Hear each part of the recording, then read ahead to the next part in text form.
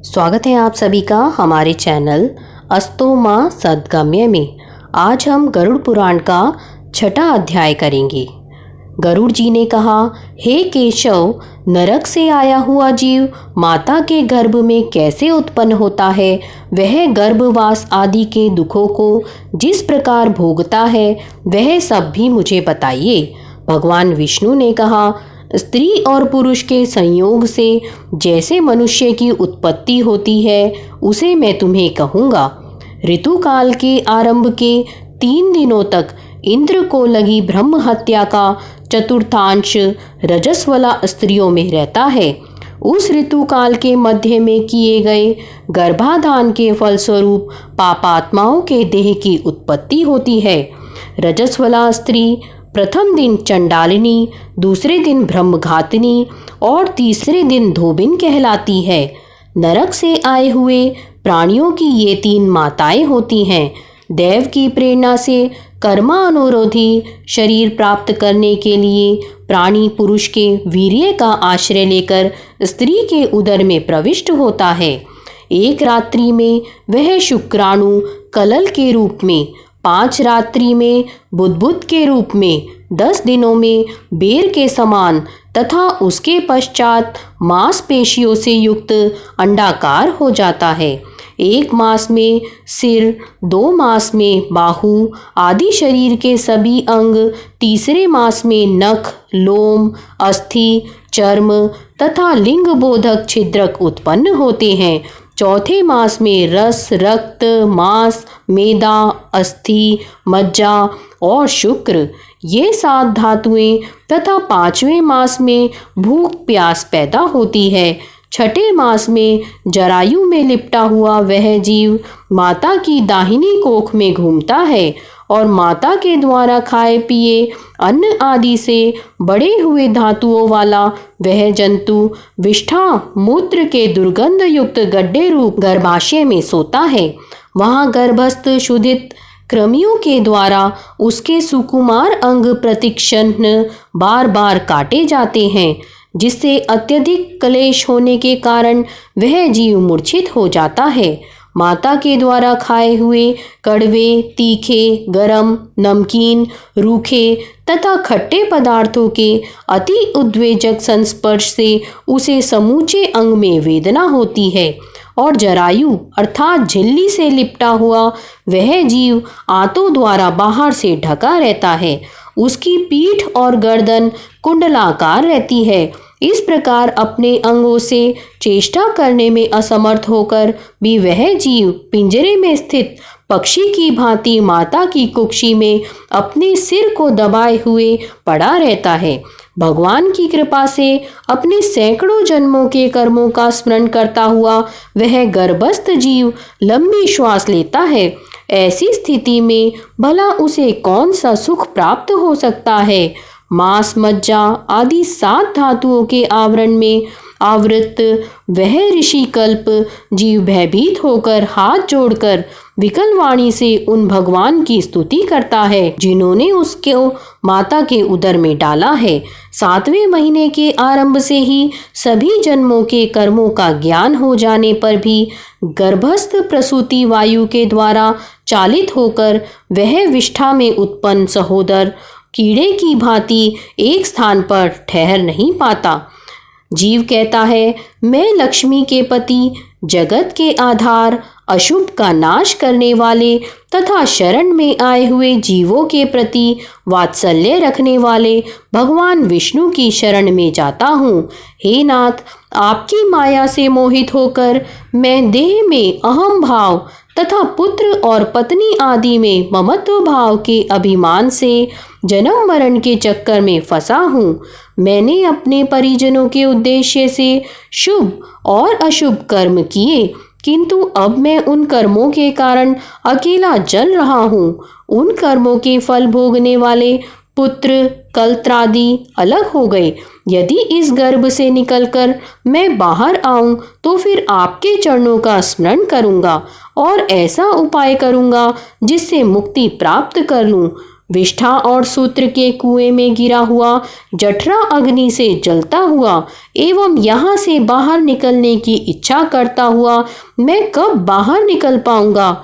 जिस दीनदयाल परमात्मा ने मुझे इस प्रकार का विशेष ज्ञान दिया है, मैं उन्हीं की शरण ग्रहण करता हूँ, जिससे मुझे पुनः संसार के चक्कर में न आना पड़े, अथवा मैं माता के गर्भगृह से कभी भी बाहर जाने की इच्छा नहीं करता, क्योंकि बाहर जाने पर पाप कर्मों से पुनः मेरी दुर्गति हो जाएगी।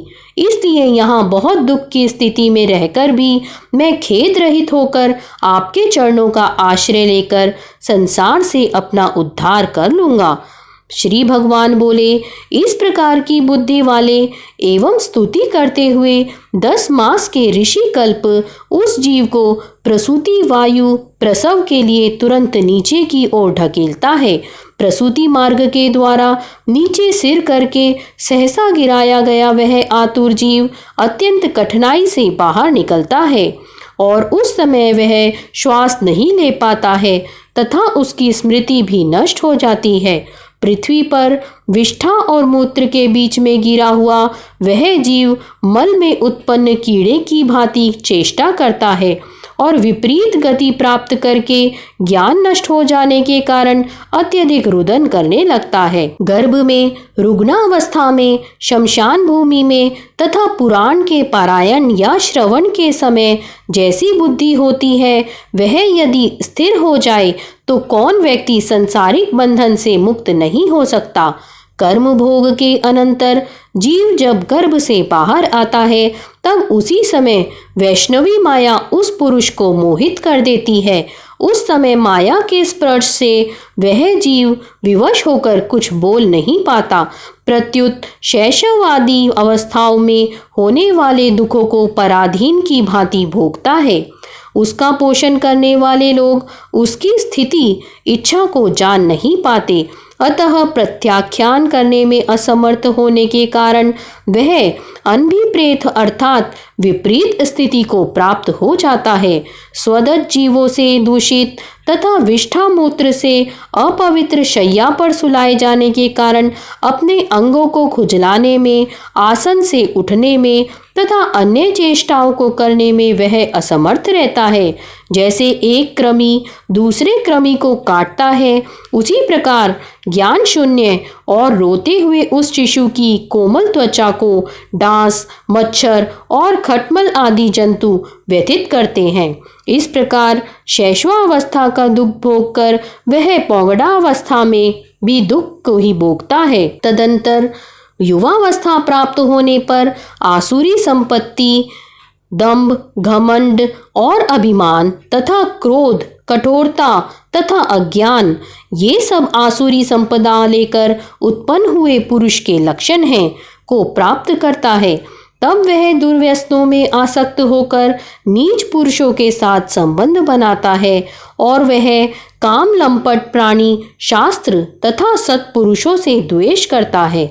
भगवान की माया रूपी स्त्री को देखकर वह अजितेंद्रिय पुरुष उसकी भाव भंगिमा से प्रलोभित होकर महामोह रूप अंधतम में उसी प्रकार गिर पड़ता है जिस प्रकार अग्नि में पतंगा, हिरन, हाथी, पतंगा, भौरा और मछली, ये पांचों क्रमशः शब्द, स्पर्श, रूप, गंध तथा रस, इन 5 विषयों में एक एक में आसक्ति होने के कारण ही मारे जाते हैं।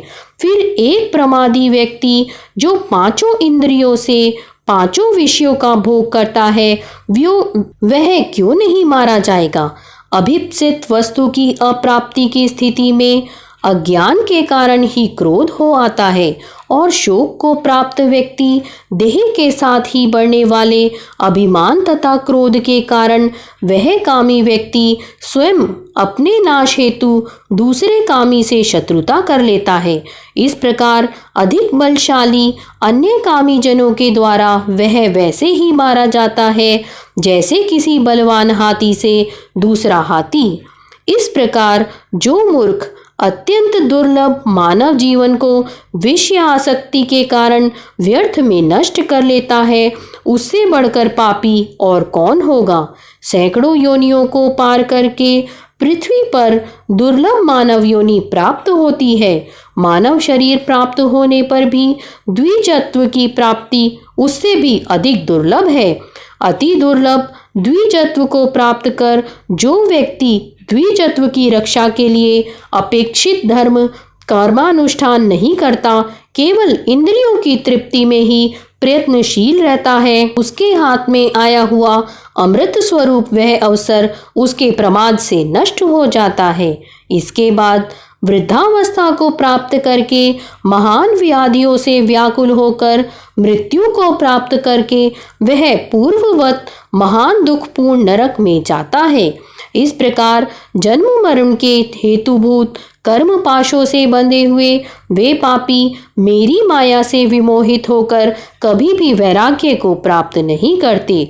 हे ताच्छर्य, इस प्रकार मैंने तुम्हें अंत्येष्टि कर्म से हीन पापियों की नरक गति बताई। अब आगे और क्या सुनना चाहते हो?